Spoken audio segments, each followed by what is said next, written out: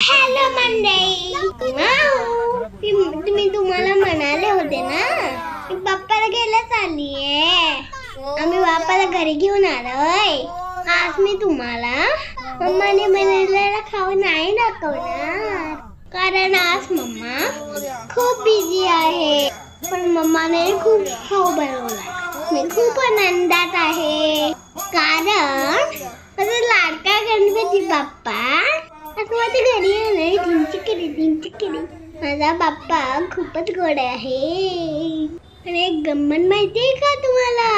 माझे लाडके आजी, आजोबा, मामा आणि सगळ्यात लाडकी माझी फॅमिली पण आली आहे. आम्ही सगळ्यांनी मिळून गणपती बाप्पा मस्तपैकी स्वागत केले.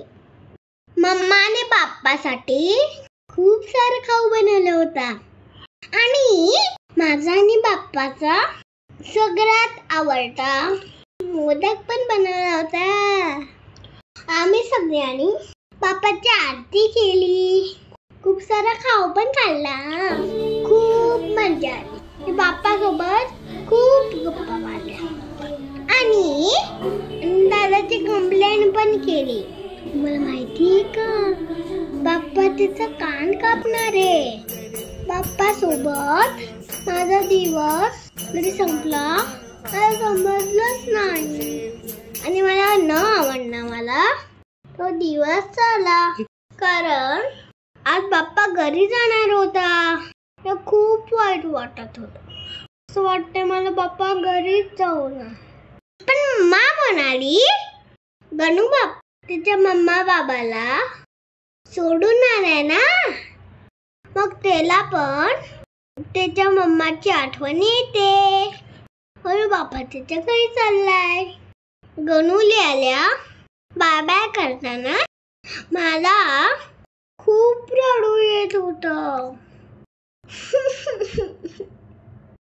माझा मूड छान करण्यासाठी मम्माने मला वॉटर बलूनचा खेळणं घेतलं. त्या विसर्जनाच्या ठिकाणी खूप खेळणीवाले होते आणि खूप गर्दी पण होती. तिथे खूप सारे गणपती बाप्पा होते. मग आम्ही बाप्पाला बाय बाय केलं.